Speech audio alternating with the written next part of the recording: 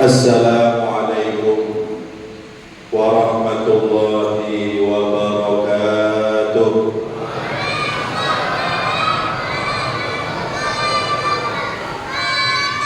Nahmadullah hamda syakirin wa nu'minu biha imana muqinin wa nuqirru biwahdaniyatihi iqrara shadiqin wa nashhadu an la ilaha illallah rabbul alamin wa mukallifu jinni wal ins wal malaikatil muqarrabin.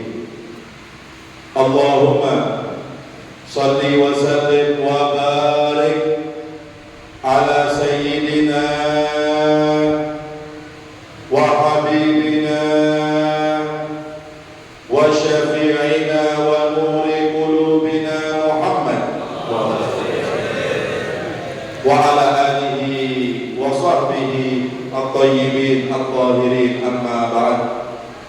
Yang saya hormati para habaib, para asatidz, para sesepuh, wa fi muqaddimatihim khadimul majlis al-yumn wal iman akhina Al-Habib Hasan Al-Habsyi.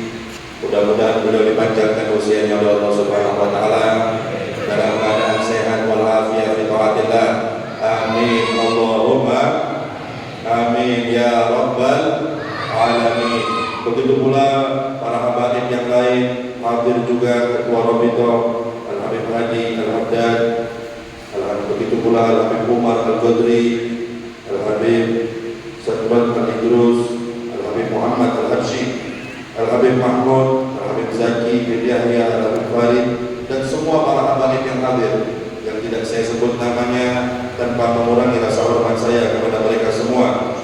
Begitu pula para asatidz wa fi muqaddimatihim Al-Ustadz Khalil, Al-Ustadz Matahari, dan semua para asatidz yang hadir, dan juga tak lupa pengasuh Yayasan Pendidikan Islam Darussalam Al-Ustadz Usama Ali Firdaus, dan segenap takmir Masjid Darussalam yang kesemuanya tidak saya sebut namanya satu persatu tanpa mengurangi rasa hormat saya kepada mereka semua. Begitu pula akhina Al-Ustadz Firman. Mudah-mudahan kita doakan para habaib kita, kiai, guru-guru kita, ustadz-ustadz kita, mereka semua dipanjangkan usianya oleh Allah Subhanahu wa taala dalam keadaan sehat wal afiyah fi taatillah. Amin Allahumma amin ya rabbal alamin.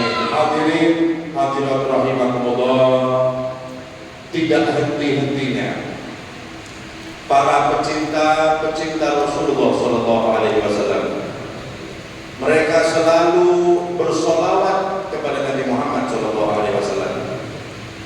Mereka selalu memuji Rasulullah sallallahu alaihi wasallam, karena memang Pak Bu, tidak ada yang pantas dipuji setelah Allah kecuali Rasulullah sallallahu alaihi wasallam. Oleh karena itu Al-Habib Ali bin Muhammad Al-Habsyi, beliau pernah mengatakan, "Manamdah illa Nabi." Kami tidak pernah memuji, kami tidak memuji kecuali Nabi Muhammad sallallahu alaihi wasallam. Kenapa beliau mengatakan demikian? Karena beliau termasuk orang yang tahu keindahan Rasulullah sallallahu alaihi wasallam. Orang yang tahu hebatnya Nabi, orang yang tahu kemuliaan Rasulullah sallallahu alaihi wasallam. Oleh karena itu yang ada di hatinya adalah selalu Nabi Muhammad sallallahu alaihi wasallam. Harapan beliau ingin sekali berjumpa dengan Nabi Muhammad sallallahu alaihi wasallam. Maka begitu pula Pak Bu, kalau kita tahu kemuliaan Nabi, kalau kita tahu keistimewaan Nabi, maka pasti kita akan selalu rindu ingin bertemu Rasulullah sallallahu alaihi wasallam. Dulu itu Pak Bu, hiburannya orang Arab. Apa hiburan mereka? Menyaksikan bulan ketika purnama. Itu hiburan mereka orang Arab terdahulu. Karena memang di negeri Arab itu Pak tidak ada air terjun untuk disaksikan indahnya. Di Arab tidak ada pemandangan laut yang indah, tidak ada. Jadi hiburan mereka orang Arab ketika bulan purnama malam 15 itu, mereka kumpul dengan kerabatnya, mereka kumpul dengan teman-temannya, mereka kumpul dengan saudaranya, menyaksikan keindahan bulan ketika purnama. Itu hiburan mereka. Subhanallah, ketika mereka sedang asyik menyaksikan bulan ketika purnama, lewat Nabi Muhammad SAW. Maka seketika yang tadinya mereka memandang bulan berpaling memandang wajah Nabi Muhammad SAW. Ternyata lebih enak memandang wajah Nabi daripada memandang bulan meskipun ketika purnama. Shallu ala Nabi Muhammad. Oleh karena itu Al-Habib Ali bin Muhammad Al-Habsyi di dalam maulidnya beliau mengatakan, ya gharul badru min husni wajhihi. Bulan itu cemburu dengan keindahan wajah Nabi Muhammad SAW.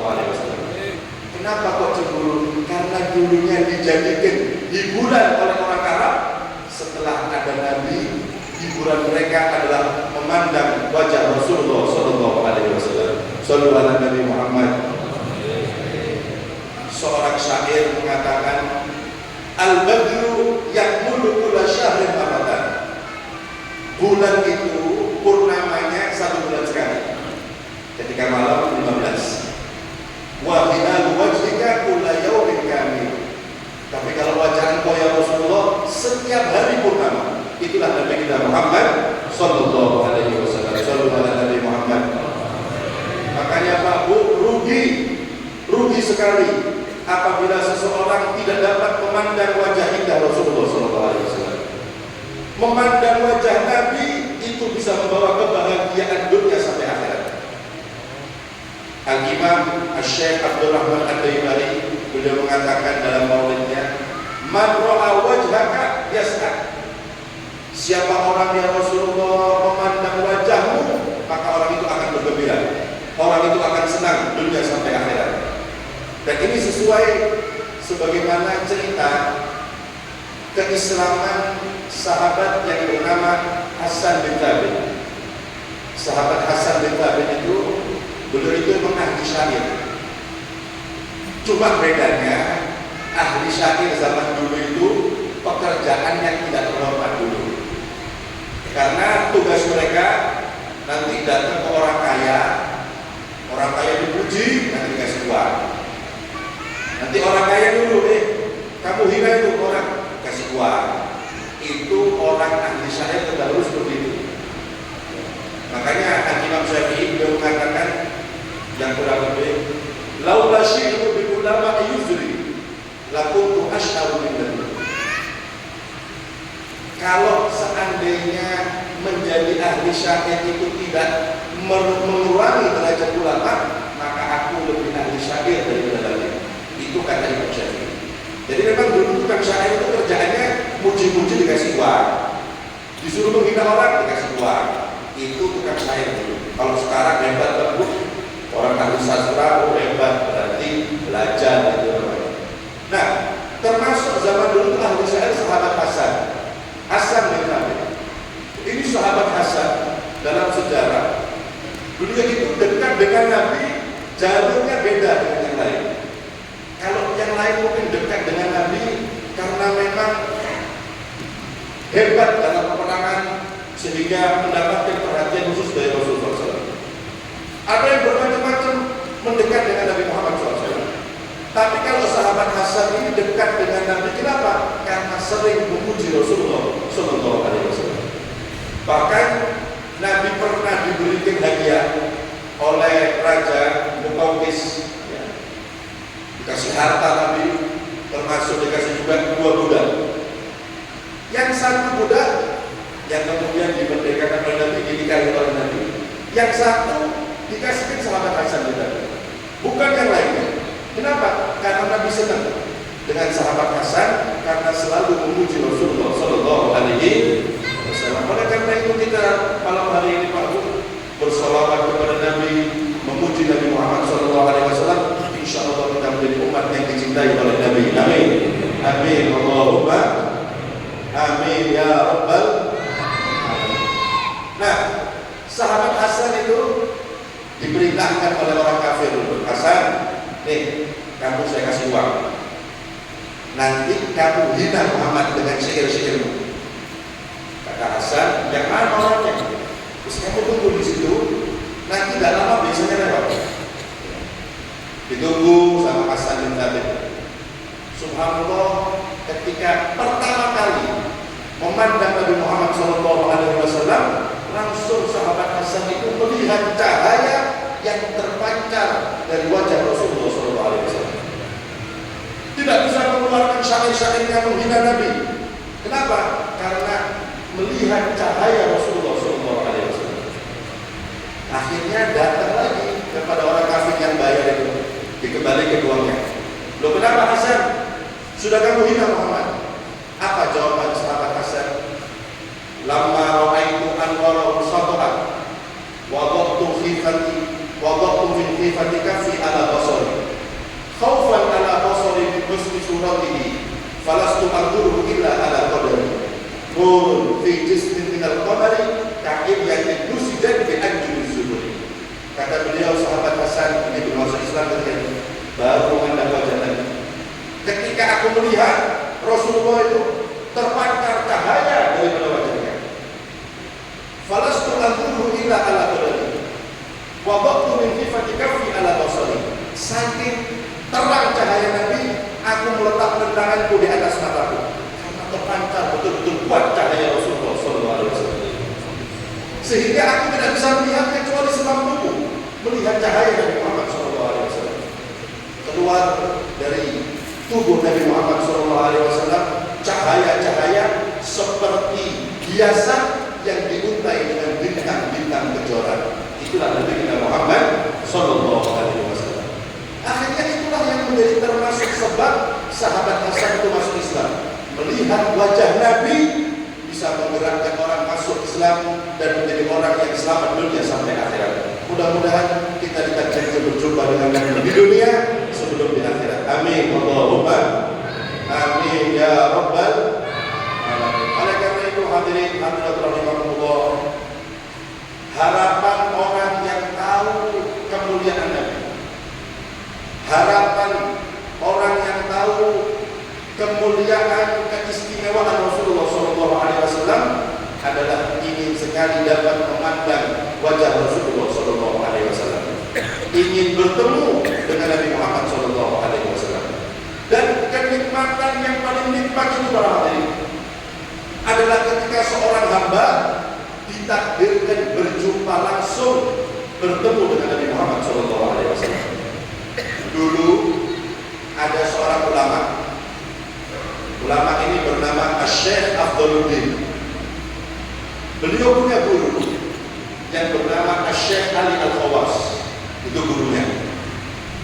Syekh Afdaluddin bertanya kepada gurunya Syekh Ali Al-Khawas. Apa pertanyaannya? Ya Syekh, apakah ada kenikmatan yang lebih nikmat daripada kenikmatan surga? Itu pertanyaannya. Surga ini bagus. Kenikmatannya Nabi pernah mengatakan mala ainun ra'at wala udhun sami'at wala khatara ala qalbi bashar. Kata Nabi, kenikmatan surga itu tidak pernah dipandang oleh mata manapun. Kita pernah memandang sesuatu yang indah, surga lebih hebat daripada itu. Keindahan surga, kata Nabi, tidak pernah terdengar oleh telinga manapun dan tidak pernah terlintas di hati siapapun. Itu kenikmatan surga. Nah makanya Syekh Afdaluddin ini bertanya kepada gurunya, ada enggak kenikmatan daripada kenikmatan surga itu? Maka dijawab oleh gurunya Syekh Ali Al-Khawas, na'am, al-ijtima' bin Nabi yabghadu a'la min na'im jannah.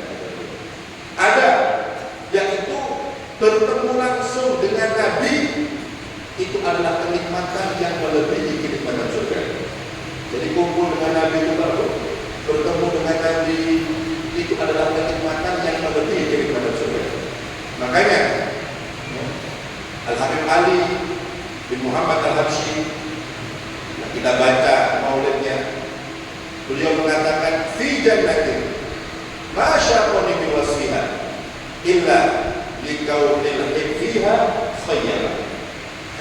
surga itu, aku ingin sekali masuk surga. Sama, kita juga ingin masuk surga, ya. Tapi tujuannya beda. Kalau kita mungkin masuk surga, ingin ketemu bidadari yang cantik mungkin, ya. Ada yang ingin ketemu masuk surga, ingin makanan-makanan yang enak mungkin. Tapi kalau beliau mengatakan aku ingin masuk surga, bukan karena kenikmatan surga, bukan karena di surga itu ada istana yang mentereng, bukan karena di surga itu ada makanan yang lezat, bukan karena di surga itu ada kendaraan yang mewah, bukan. Tapi beliau mengatakan illa likaunil fiha khayyama. Aku ingin masuk surga karena di dalam surga itu ada kekasihku, yaitu Nabi Muhammad sallallahu alaihi wasallam. Sallu ala Nabi Muhammad. Jadi masuk surga harapannya kepingin ketemu Nabi, kepingin dapat berkumpul dengan Nabi Muhammad sallallahu alaihi wasallam. Makanya Pak, orang yang mempunyai akal sehat itu ya seperti beliau ini. Jadi masuk surga bukan karena ingin melampiaskan syahwat, ya, makan yang enak, ketemu bidadari, bukan. Tapi ingin sekali berjumpa dengan Nabi Muhammad sallallahu alaihi wasallam. Kenapa? Karena beliau adalah pemimpin penduduk surga, yaitu Nabi Muhammad sallallahu alaihi wasallam. Makanya hadirin hadirat rahimakumullah, apapun yang diucapkan daripada ulama-ulama, dari memuji Nabi, menyanjung Nabi Muhammad sallallahu alaihi wasallam, itu tidak ada 1/10 daripada kemuliaan, kehebatan, keagungan Nabi Muhammad sallallahu alaihi wasallam. Al-Habib Ali mengatakan dalam maulidnya, wa in kanat al-alsun la tafi bi ushri min syari awsafi dhalika al-mawsuf tashwiqan lis-sami'in min khawasil mu'minin wa tarwihan lil muta'alliqina bi hadzal nuril mubin. Kata beliau, meskipun lisan ini yang digunakan untuk memuji Nabi, Al-Habib Ali itu punya kurang lebih 5.000 qasidah, punya kurang lebih 5.000 qasidah yang semuanya itu memuji Rasulullah SAW. Belum lagi maulid yang kita baca. Tapi beliau mengatakan lisan yang digunakan untuk memuji Nabi itu tidak sampai meskipun 1/10 daripada kemuliaan, keagungan, keistimewaan Nabi Muhammad SAW. Dan terus buat apa kok beliau memuji Nabi? Buat apa beliau menyanjung Nabi? Beliau mengatakan tashwiqul lisami'in, supaya kita itu ketika mendengar maulid Nabi, ketika mendengar qasidah-qasidah memuji Nabi, kita supaya rindu dengan Nabi Muhammad SAW. Karena itu majelis semacam ini adalah majelis yang membuat kita rindu dengan Rasulullah SAW. Dibacakan sejarah Nabi, dibacakan kemuliaan Nabi, tujuan beliau tashwiqan lis-sami'in, supaya kita rindu dengan Nabi Muhammad SAW. Jangankan kita takut, ya, binatang itu tidak punya akal. Tapi kapan disebutkan pujian-pujian kepada Nabi, itu binatang rindu dengan Nabi Muhammad SAW. Disebutkan dalam maulid Al-Jaibari, ada hadis surah Bismil Habaib, bahasa suruh Aktofar Rokat Alam Tarawa Wakat Badan Mutoha Wasalat min madaniha sahar. Sampai beliau mengatakan pada jaga sigami falata sukra faqa'idu syauqi halil haji jadi. Haji itu orang yang membacakan qasidah untuk otak. Otak itu kapan didengarkan tentang pujian-pujian Nabi, kangen sama Nabi Muhammad SAW, sampai menangis rindu dengan Rasulullah SAW. Bayangkan, itu otak loh, ya. Binatang itu hewan. Tapi kalau sebutin qasidah-qasidah memuji Nabi, rindu otak itu ingin sampai kepada Nabi Muhammad SAW. Langkahnya dipercepat. Kalau sudah mendengar nama Nabi Muhammad SAW, kalau mendengar pujian Nabi, tambah cepat jalannya otak. Pada jaga sinami pada tasuk. faqa'idu syauqiha dan ajjal. Kalau onta itu diarahkan ke Madinah, maka tidak bisa disetir, tinggalkan. Karena dia akan sampai ke Rasulullah, ke kotanya Nabi tanpa disetir karena rindunya dengan Nabi Muhammad Sallallahu Alaihi Wasallam. Sallallahu ala Nabi Muhammad. Oh, kalau kita mampu dibacakan maulid seperti ini, qasidah memuji Nabi kok tidak rindu, berarti kita kalah dengan onta. Berarti iman kita harus kita perbaiki, harus dikuatkan. Karena tujuan kita berkumpul semacam ini mendengarkan pujian Nabi supaya kita rindu dengan Nabi Muhammad Sallallahu Alaihi Wasallam. Sallu ala Nabi Muhammad. Oleh karena itu Pak Bu, orang yang tahu hebatnya Nabi, maka harapan utamanya ingin sekali berjumpa dengan Nabi Muhammad Sallallahu Alaihi Wasallam. Kita lihat para sahabat. Sahabat itu termasuk orang yang tahu kemuliaan Nabi. Kalau tadi kita membahas Al-Habib Ali saja seperti itu dengan Nabi, lu bagaimana sahabat yang menyaksikan langsung keindahan Rasulullah SAW. Ini Al-Habib Ali kan membaca sejarah Nabi, mengkaji kemuliaan Nabi, sehingga timbul cinta kepada Nabi, rindu dengan Nabi Muhammad SAW. Lu bagaimana sahabat Nabi yang langsung menyaksikan kemuliaan, keistimewaan, kehebatan Rasulullah SAW. Oleh karena itu, para sahabat itu, kalau mereka dikasih pilihan, lau khuyyiru baina suhbati wa dukhulil jannah lakhtaru suhbah. Para sahabat Nabi, kalau dikasih pilihan sahabat, kamu lebih pilih mana? Menjadi sahabat Nabi atau masuk surga? Maka mereka lebih memilih menjadi sahabat Nabi. Kenapa? Karena percuma kalau masuk surga tidak bisa ketemu dengan Nabi Muhammad SAW. Itu perkataan, itu harapan para sahabat-sahabat Nabi Muhammad SAW. Sebagaimana diceritakan Bapak, sahabat Nabi yang bernama Thauban. Sahabat Thauban ini, beliau termasuk sahabat yang selalu rindu dengan Nabi Muhammad SAW. Harapannya ingin sekali ketemu Nabi Muhammad SAW. Kalau sudah pulang ke rumahnya, kepikiran Nabi. Ya Allah, rindu dengan Nabi. Jadi hari-harinya itu digunakan untuk memandang wajah Nabi Muhammad SAW. Itu sahabat yang bernama Thauban. Sehingga pernah suatu ketika terlintas di pikiran sahabat Thauban ini, Pak Bu, ya Allah, sekarang enak bisa ketemu Nabi.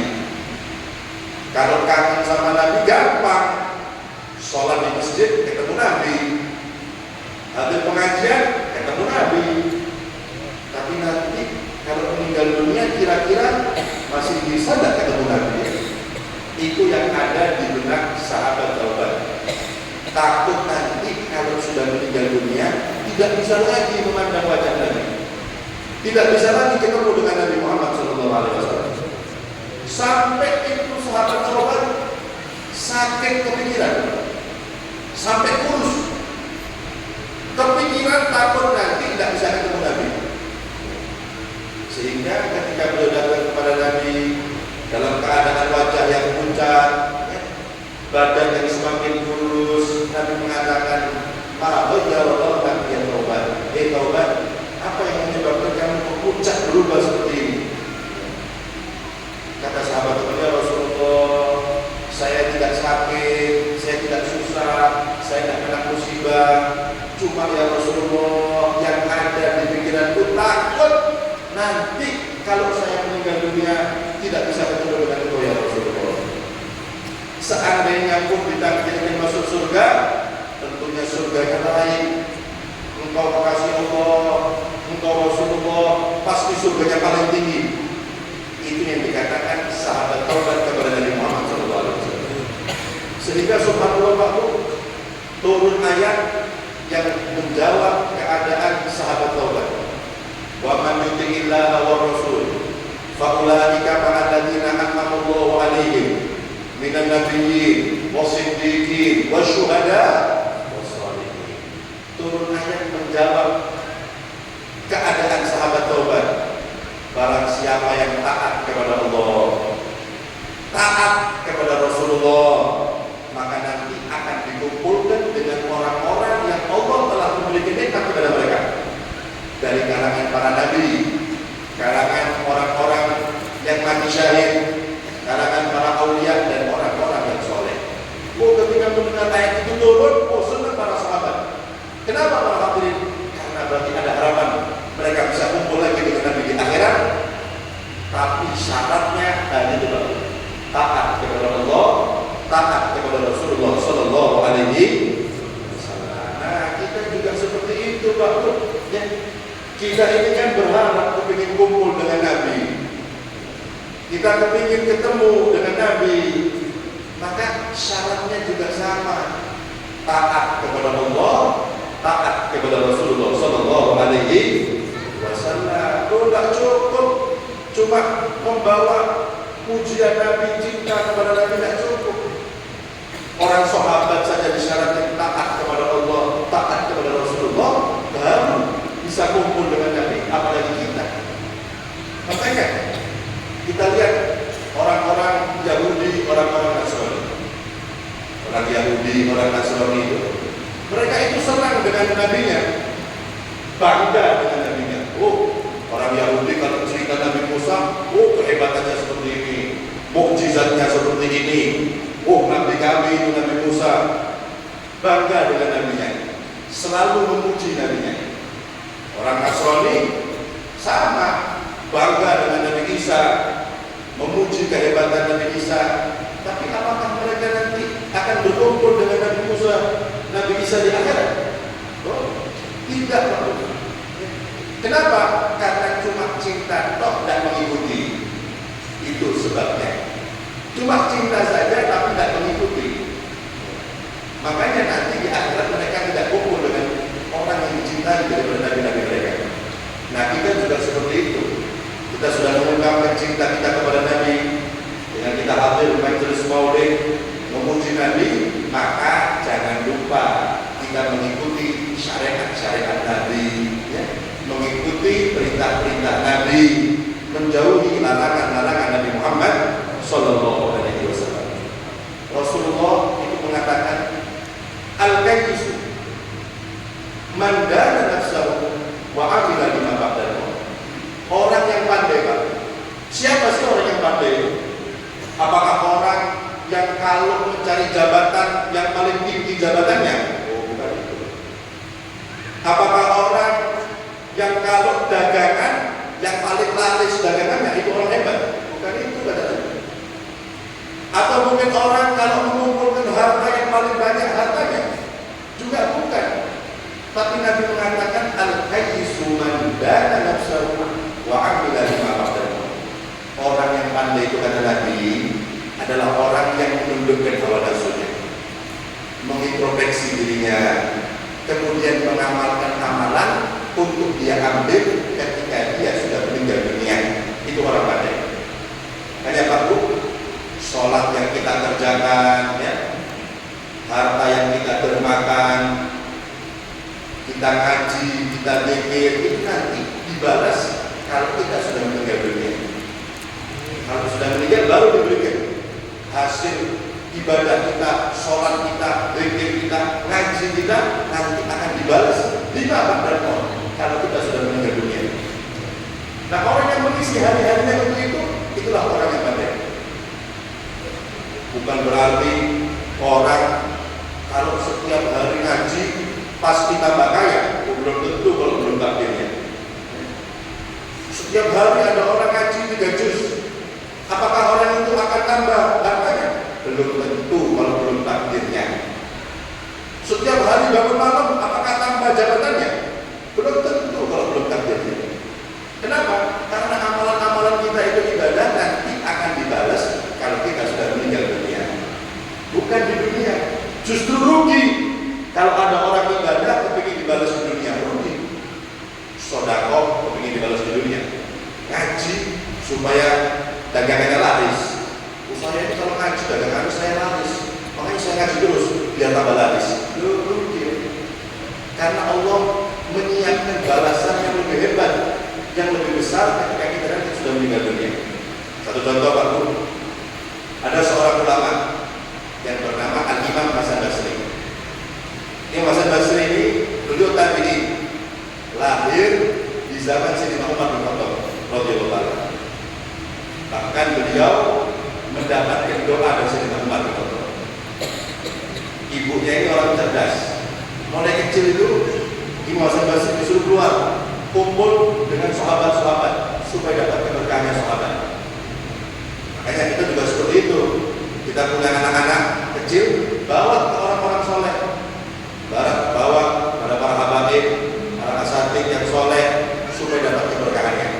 Dan itulah yang dilakukan sahabat kepada Nabi, tabi'in kepada sahabat. Termasuk ini Imam Hasan Basri. Subhanallah, mendapatkan doa dari Sayyidina Umar. Apa doa Sayyidina Umar kepada Imam Hasan Basri? Allahumma faqihu fiddin wa habibhu ilan nas. Ya Allah, ini anak, jadikan anak ini pandai urusan agama dan jadikan orang-orang cinta kepada anak ini. Doa Sayyidina Umar kepada Imam Hasan Basri. Oh, tumbuh besar Imam Hasan Basri, barokah doanya Sayyidina Umar, menjadi ulama dan dicintai banyak orang. Itu Imam Hasan Basri. Nah, beliau itu Imam Hasan Basri, kita ambil pelajaran. Kalau sedekah, kasih orang fakir mungkin, kasih orang miskin, ditunggu dulu, didoakan kan? Kalau didoakan dibalas doa oleh beliau. Contohnya kasih uang ini, orang fakir kan biasanya, oh mudah-mudahan sehat walafiat. Nah beliau dari belakang doakan juga, mudah-mudahan orang itu juga sehat walafiat. Kalau kasih lagi, oh doakan panjang umur, mudah-mudahan panjang umur. Beliau dari belakang berdoa, mudah-mudahan engkau juga panjang umur. Didoakan kaya, sama beliau, mudah-mudahan engkau kaya. Santrinya bingung, kok setiap didoakan balas doa? Sehingga tanya santrinya, wahai imam, kami perhatikan antum ini kalau didoakan sama orang fakir, orang miskin, kok membalas doa? Kenapa? Kan enak didoakan. Apa jawabannya Imam Basri? Wahai santriku, saya ini memberikan sedekah kepada orang fakir, orang miskin. Saya dan mengharap doanya. Yang saya harap pahala dari Allah Subhanahu wa taala, balasan dari Allah Subhanahu wa taala. Makanya doanya saya balas dengan doa saya, impas. Dan saya berharap pahala balasan dari Allah Subhanahu wa taala. Itu di masa Basri. Kenapa? Karena beliau orang yang cerdas. Tidak mau dibalas di dunia, nanti di akhirat balasnya. Coba kalau kita kasih 5.000, doanya banyak, pada umur segala latihan dan survei segala macam, kasihnya 5.000. Kalau kita mungkin seperti itu, nyumbang sedikit, bawa daftar Fatihah 2 lembar. Ya beda-beda. Terus saya mau nyumbang kalau Fatihah 3 lembar, bapaknya kakaknya, semuanya mungkin gitu ya. Balasannya seperti itu mungkin kadang-kadang. Suruh doanya macam-macam biasanya. Kalau Imam Hasan Basri tidak mau, nanti di akhirat balasannya. Kenapa? Karena beliau itu orang yang cerdas. Kepingin dibalas nanti di akhirat. Nah, Nabi mengatakan orang yang cerdas itu yang mengamalkan amalan untuk menundukkan hawa nafsunya, introspeksi dirinya, kemudian mengamalkan amalan untuk dia ambil setelah dia meninggal dunia. Makanya sesuai juga di malam hari ini kita memperingati daripada jasa-jasa pendiri Masjid Darussalam. Mudah-mudahan apa yang mereka lakukan daripada orang-orang terdahulu yang memakmurkan masjid ini dibalas oleh Allah Subhanahu wa taala. Mereka semua diangkat derajatnya oleh Allah Subhanahu wa taala, diterangi kuburannya oleh Allah Subhanahu wa taala, dikumpulkan dengan para anbiya wal mursalin. Amin Allahumma amin ya rabbal alamin. Kita juga harus seperti itu Pak Bu. Ini juga pelajaran bagi kita. Ini orang-orang pendiri masjid, ya, itu amal jariahnya terus berjalan. Selama masjid ini makmur, mereka dapat kiriman pahala dari Allah Subhanahu wa taala. Nah, kita juga harus berusaha seperti itu. Al-Imam Ali bin Abi Thalib Beliau pernah mengatakan seperti ini, yang kurang lebih. Kun fil hayati ka'abir sabil, watruk khalfaka kula atharin jamil. Kata beliau, kalian itu di dunia ibarat seperti orang yang lewat, musafir. Kita hidup di dunia ini ibaratnya seperti orang yang lewat sebentar saja. Hidup di dunia ini Pak.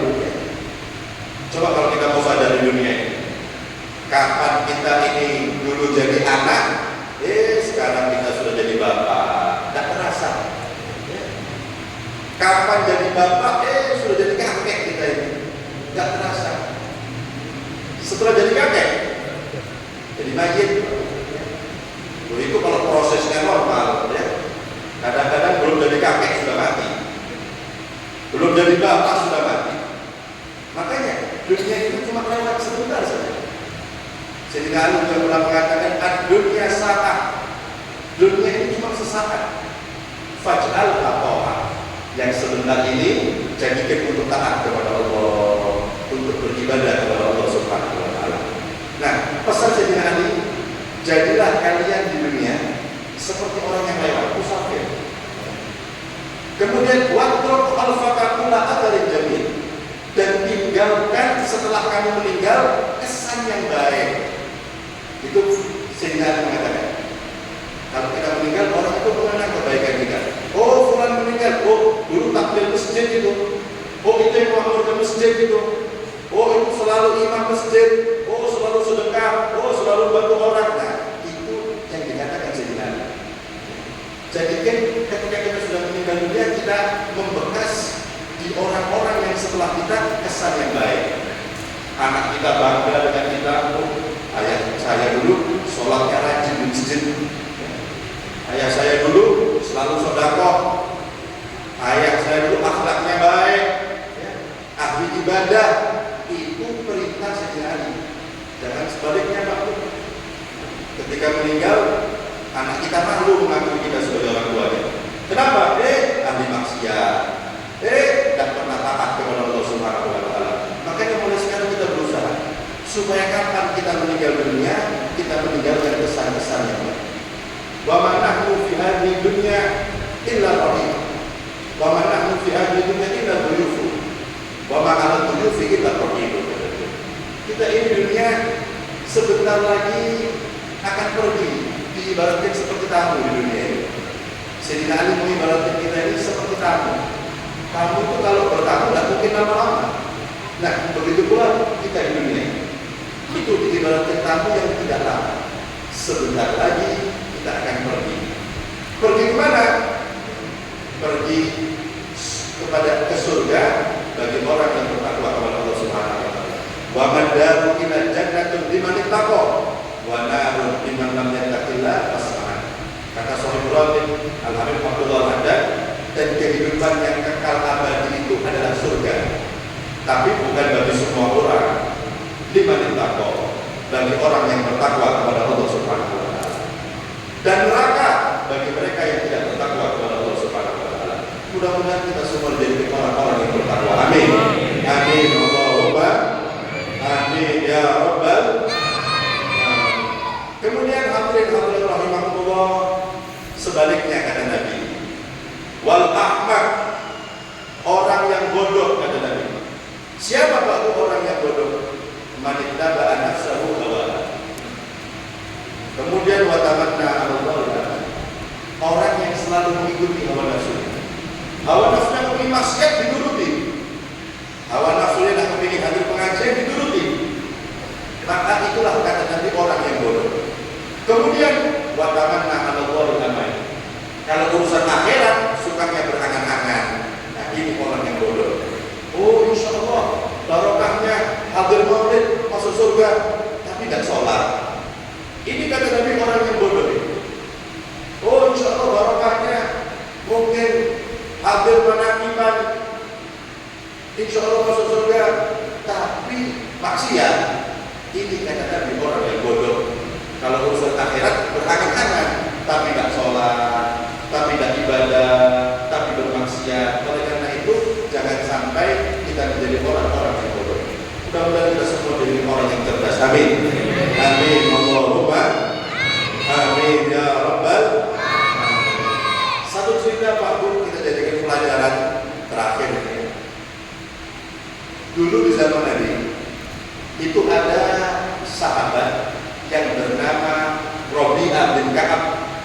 Al-Aslami. Sahabat Nabi ada yang namanya sahabat Rabi'ah. Sahabat Rabi'ah ini saking cintanya sama Nabi, izin sama orang tuanya untuk bisa tinggal di Madinah. Dan mau jauh-jauh sama Nabi Muhammad SAW. Akhirnya diizinkan sama keluarganya, orang tuanya tinggal di Madinah. Ketika itu usia beliau kurang lebih 20 tahun. Dan cukup tinggal di Madinah, beliau minta izin kepada Nabi untuk khidmat dengan Nabi Muhammad SAW supaya tambah dekat dengan Nabi. Jadi minta izin sama Nabi untuk menjadi pelayannya Rasulullah SAW. Itu sahabat Rabi'ah. Nabi itu waktu tidak suka dilayani. Nabi itu tidak suka dilayani. Tapi sahabat selalu memaksa untuk melayani Nabi Muhammad SAW. Nabi itu tidak mau dilayani, tapi sahabat-sahabat itu memaksa untuk melayani Nabi. Makanya hidupnya itu harmonis. Nabinya tidak mau dilayani, tapi sahabat memaksa melayani. Kalau kita kan kebalikannya, kita kepingin dilayani, tapi tidak ada yang melayani, kan gitu ya. Lalu kalau sahabat sama Nabi itu harmonis. Satu cerita contoh, ketika Nabi sedang duduk dengan sahabat, tahu-tahu ada sahabat yang baru dapat rezeki tasyakuran. Ya Rasulullah, alhamdulillah, saya baru dapat rezeki. Bagaimana kalau kita nyembelih kambing Rasulullah, kita makan sama-sama? Ini sahabat tasyakuran. Kalau kalian dapat rezeki, jangan lupa ya pasar. Diajak makan, diajak traktir gitu. Sahabat sama Nabi seperti itu. Ini sahabat dan Rasulullah, saya baru dapat rezeki. Bagaimana kalau kita nyembelih kambing, kita makan bersama? Maka sahabat yang lain pun langsung mengambil tugasnya.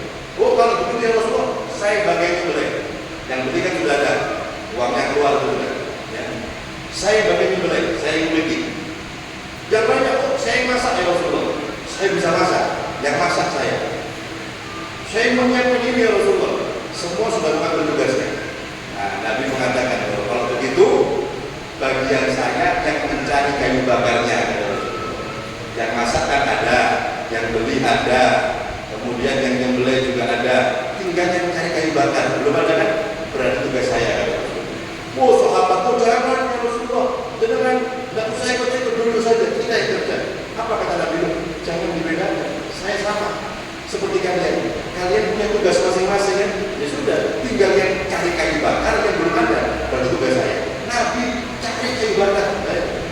Itulah Nabi kita Muhammad SAW. Shallallahu alaihi Nabi Muhammad. Nah, sahabat Rabi'ah ya, termasuk sahabat yang memaksa untuk melayani Nabi.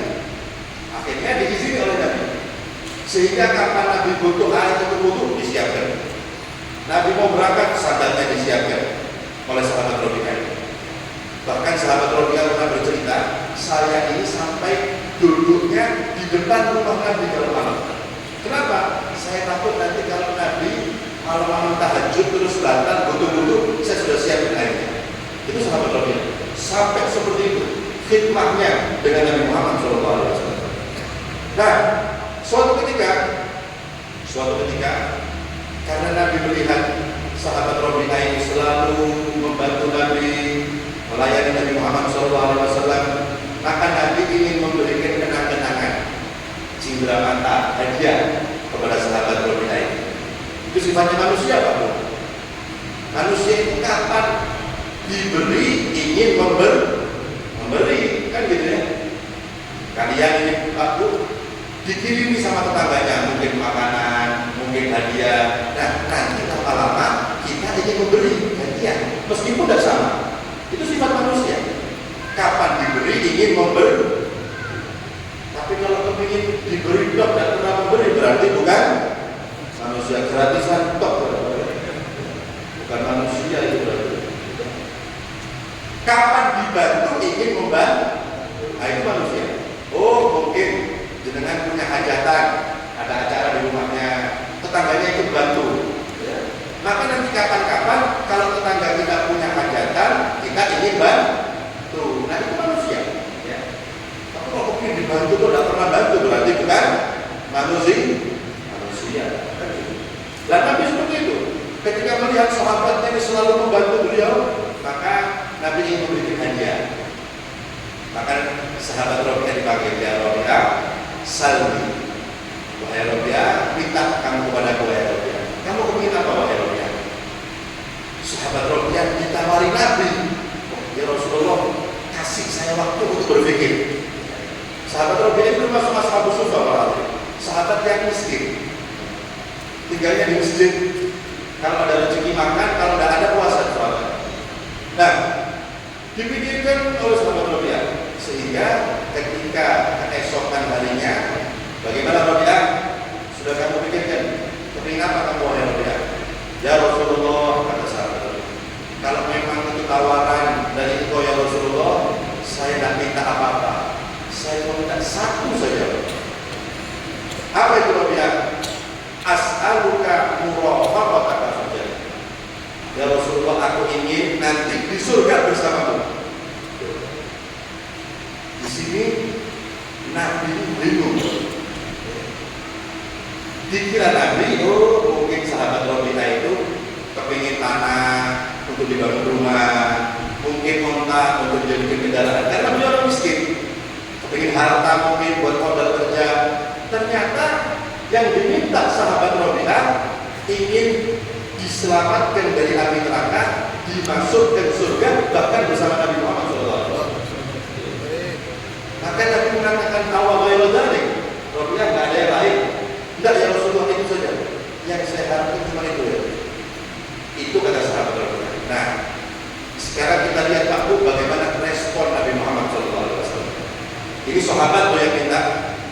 Sahabat sholatnya di belakang Nabi, perang ikut bersama Nabi, plus melayani Nabi Muhammad SAW.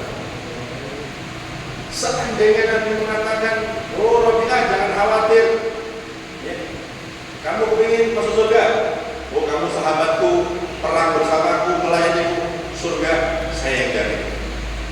Sangat bisa seandainya Nabi mengatakan seperti itu. Karena al-jannatu muharramatun hatta yadkhulaha huwa wa ummatuh. Surga itu haram dimasuki sampai Nabi Muhammad dan umatnya masuk duluan. Tapi ternyata Nabi tidak mengatakan seperti itu. Ya. Ketika ada sahabatnya yang meminta diselamatkan dari api neraka, kemudian dimasukkan ke dalam surga, apa perkataan Nabi kepada sahabat Rabi'ah? Wahai Rabi'ah, a'inni ala nafsika bi kathrati sujud. Wahai Rabi'ah, kamu kepingin masuk surga? Iya ya Rasulullah. Kalau begitu ya Rabi'ah, bantu aku perbanyak sujud. Wahai Rabi'ah, perhatikan sholatmu, perbanyak ibadahmu. Nah, kalau sudah seperti itu, baru Nabi bisa membantu masuk surga bersama Nabi Muhammad SAW. Bayangkan Pak, ini sahabat yang minta sahabat, tapi Nabi masih minta syarat. Padahal sahabat, apalagi kita ya. Kadang-kadang ada orang menjamin kita surga. Oh, surga saya jamin, dia belum tentu masuk surga. Nabi saja tidak berani. Nabi ketika ada sahabatnya yang meminta dimasukkan ke surga bersama Nabi, maka Nabi masih minta syarat. Apa syaratnya?